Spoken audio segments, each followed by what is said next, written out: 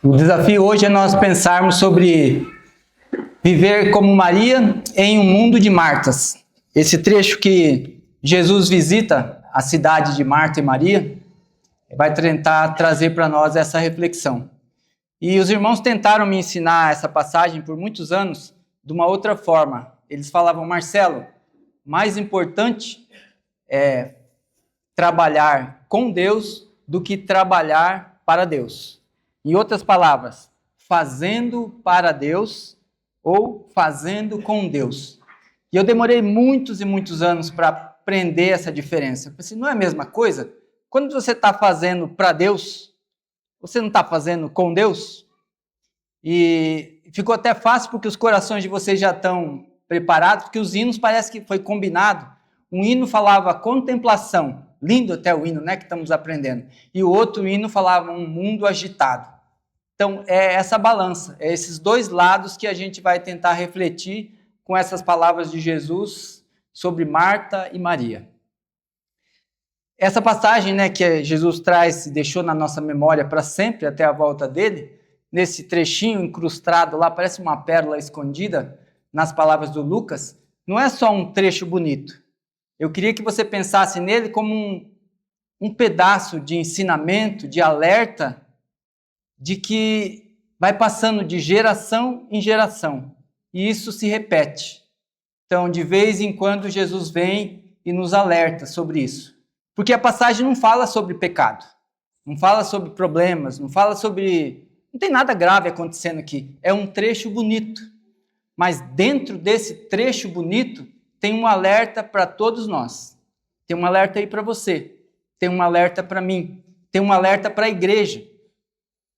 Até aquelas 7 igrejas de Apocalipse tem o mesmo alerta lá no fim da Bíblia, porque Jesus fala para aquela igreja: nossa, vocês são tão trabalhadores, tão esforçados, correm tanto atrás do prejuízo, fazem de tudo, fazem das tripas coração, né? Essa é uma frase da época dos meus pais. Mas vocês deixaram o primeiro amor. Então, em outras palavras, esse trecho está tratando isso. Nunca devemos deixar o nosso primeiro amor, que é o Senhor Jesus, que é Deus. Na história sagrada, o comecinho, né, da história sagrada ensina a criação do homem. Então, Deus criou o homem e ele estava sozinho e ele queria um desafio. Então, Deus trouxe uma esposa. E aí a vida se tornou maravilhosa. E já no dia seguinte, Deus foi lá. Deus não deu um mês, uma semana, um ano de lua de mel. No outro dia, Deus já estava lá cedinho. Por quê? Porque Deus quer participar da nossa vida ou da vida deles todos os dias. Nem tempo para a lua de mel Deus deixa.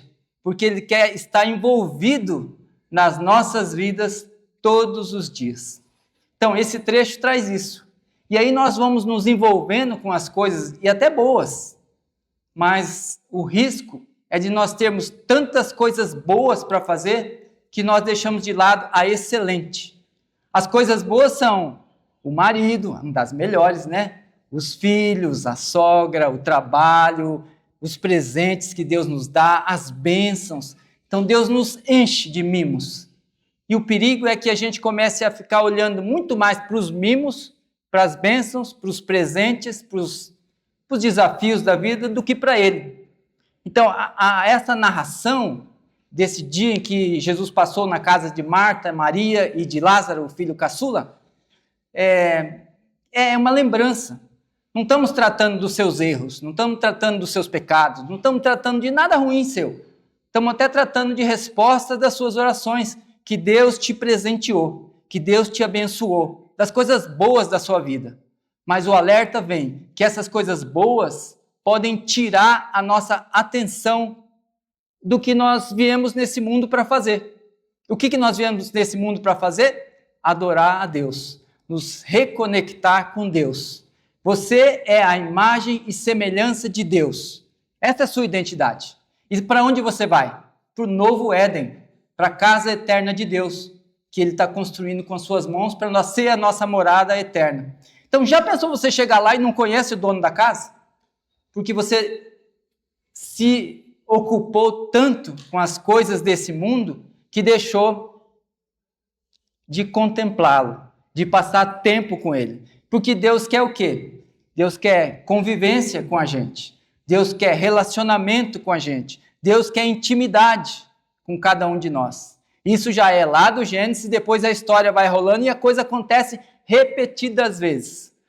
Quando Deus foi libertar o povo lá de Israel, no Antigo Testamento, Ele mandou Moisés, né? Até já citamos Moisés na escola dominical. Moisés com dificuldade de falar, levou Arão, coisa assim. E o Moisés chegou para o faraó e disse assim: Senhor Todo-Poderoso aí da terra, liberta o nosso povo, porque nós queremos ir adorar o nosso Deus. Então queremos ir para o deserto, para onde for, para a terra prometida, ter convivência com o nosso Deus, adorá-lo, ter intimidade com Deus. Qual foi a resposta do faraó, representando a figura do inimigo, do Satanás? Vocês estão com tempo livre para adorar a Deus? Multiplica o trabalho deles, dá ocupação para eles, leva distrações para a vida desse povo. Eles estavam desocupados das 6 da tarde às 6 da manhã, põe eles para trabalhar da meia-noite às 6 agora, 4 turnos de 6 horas.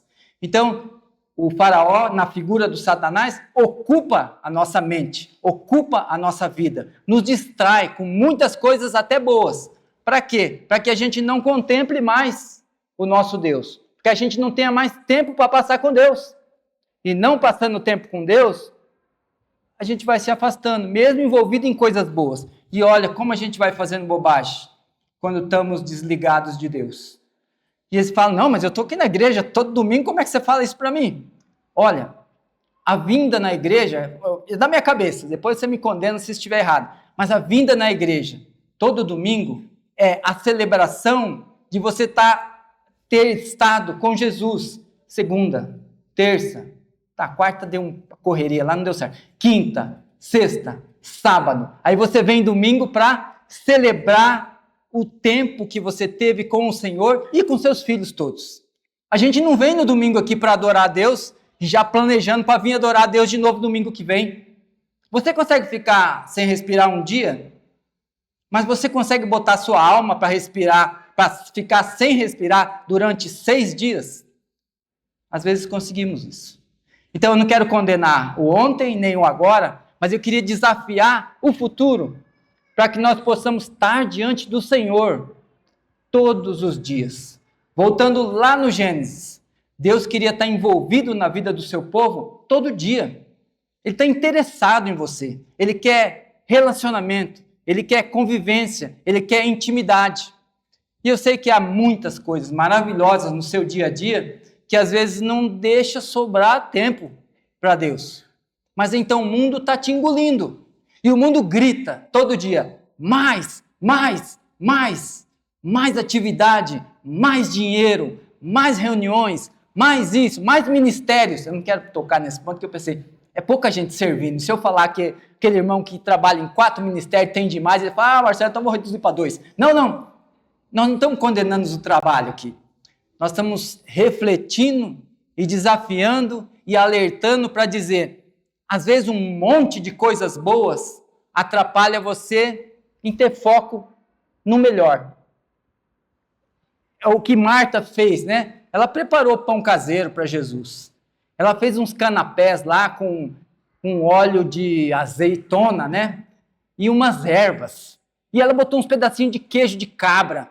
E ela também estava cozinhando a costelinha do cabrito, como que chama? Quando é nome de cabrito chique, é cordeiro. Costelinha de cordeiro, no ponto. E ela tinha limpado, lavado toda a casa, brilhou, deixou tudo, arrumou a cama. Marta fez maravilhas.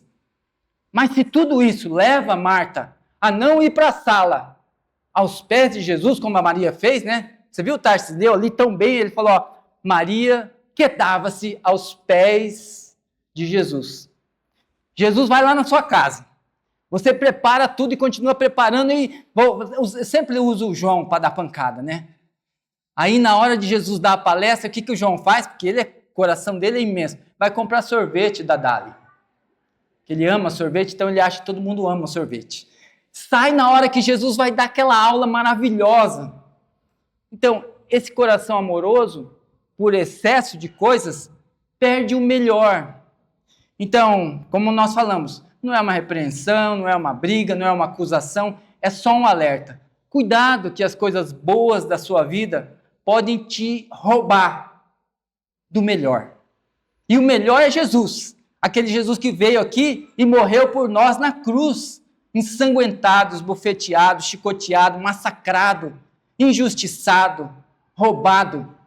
Ele veio sem nada e ia embora sem nada. Nenhuma cruz ele tinha. E aí ele emprestou a sua cruz para ser crucificado. Porque ele não tinha cruz de pecador para ser crucificado. Então, falar um pouquinho mal da Marta era a minha tentação e eu vou ceder à tentação. Eu não queria comparar nenhum irmão com Marta, que esses irmãos trabalhadores que não param, você não vê ele sentado de jeito nenhum. Está sempre trabalhando. Então, eu não vou fazer essa comparação dos irmãos Marta nem Maria. Mas eu queria falar de Marta um pouco. Ela estava inquieta, ansiosa, ocupada, distraída, porque não via o próprio Jesus dentro da sua própria casa. E essas características da Marta, que alguns de nós temos, adoece a gente. É como você entrar num vagão a 400 por hora, né? Trem bala do Japão, né? Já deve ter outro mais rápido ainda. Você entra nesse vagão em movimento. Dá um jeito e fica lá dentro. Então, é muito rápido, talvez para o nosso corpo, para a nossa mente, para a nossa alma, para a nossa emoção. É muita coisa. A gente não dá conta.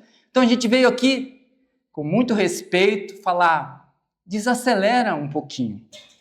A OMS falou que por causa desse mundo agitado que nós temos, eles deram uma estatística que somos mais de 1 bilhão de pessoas tomando tarja preta. Eu ia falar, quem toma tarja preta, levanta a mão. Eu não vou fazer, porque não todo mundo vai levantar. Mas então, os remédios, né, para nos ajudar a abaixar o fogo da nossa mente, está vendendo igual água. Você está enriquecendo as Big Tech, as farmacêuticas. Por quê? Está muito rápido. Nós não damos conta. Não damos conta. Outra estatística é que essa ansiedade e preocupação. O que é preocupação? É pré-ocupado com alguma coisa que ainda não existe. Essa preocupação e ansiedade, até uma irmã me corrigiu essa semana, eu falei 40%, ela falou, não, já corrigiram isso. 60% de toda a sua preocupação nunca vai acontecer. Só está na sua cabeça. 12% é o que o povo está comentando, também não vai acontecer. Vai sobrar ali uns 6% de realidade, que você precisa estufar o peito e enfrentar. É tão pouquinho, mas nós nos envolvemos lá com 94% das preocupações. Então Jesus está nos chamando, desacelera um pouquinho, fica aqui no meu colinho um pouco, você sabe que você está precisando. Sabe, o colo de Jesus está vago, porque a gente está na correria. Então ele está falando, vem, encosta aqui no meu ombro um pouquinho, respira fundo, vamos começar de novo, vamos começar mais leve. E eu queria falar um pouquinho de Maria, falar bastante mal de Marta, mas um pouquinho só de Maria. Maria escolheu a melhor parte. E Jesus falou, tem pouco que você precisa correr atrás. Para falar a verdade, só uma coisa. E Maria escolheu isso. Então o desafio para essa congregação é, vamos ser mais Marias? Mesmo que querendo ser Maria, você viva num mundo de Martas. Um mundo agitado, corrido, com tanta demanda. Talvez o Senhor esteja pedindo para você, vai mais de leve. Então Maria escolheu a melhor parte. Qual a melhor parte? Está quedada aos pés de Jesus. Quedada quer dizer humildemente ali. Só tinha homens lá, né? Ouvindo os ensinamentos de Jesus, mas ela quietinha, retraidinha lá, mas com os 2 ouvidinhos assim, ó. Os braços de Marta estavam lá, fazendo, maçando pão caseiro, mexendo no forno, mexendo lá no líquido que ela ia jogar no canapézinho para servir Jesus, porque Jesus realmente merece. Mas esses 2 braços fortes, com Maria, eram seus 2 ouvidinhos lá, ouvindo a palavra do Senhor. E a Maria, que escolheu a melhor parte, ela estava ali nos pés de Jesus ouvindo. Maria estava aos pés de Jesus quando Lázaro foi ressuscitado, antes da ressurreição, né? Ela se atirou lá e falou, Senhor Jesus, se o Senhor estivesse aqui, meu irmãozinho não teria morrido. E depois Maria de novo aos pés de Jesus, quando tinha um jantar lá, cheio de pompa, com autoridades religiosas, ela foi lá, quebrou o vaso de alabastro, aquele perfume delicioso e caríssimo, derrubou nos pés do Senhor Jesus, quedada de novo aos pés de Jesus, pegou os seus cabelos e enxugou os pés de Jesus.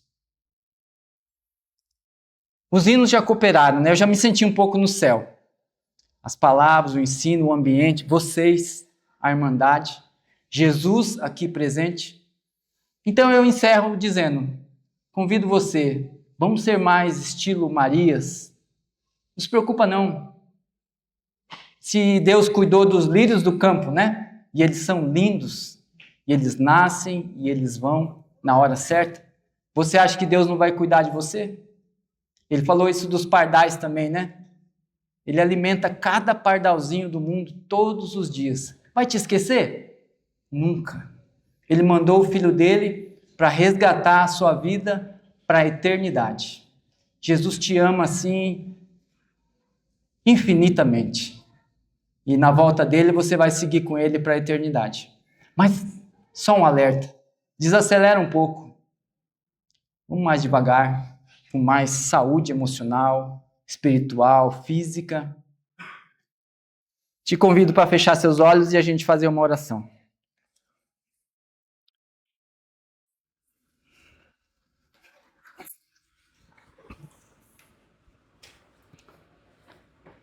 Deus Santo, maravilhoso, eterno Pai, Deus de misericórdia e consolação, Deus de amor, o Deus de Jesus, o Pai de Jesus que o enviou para nos salvar.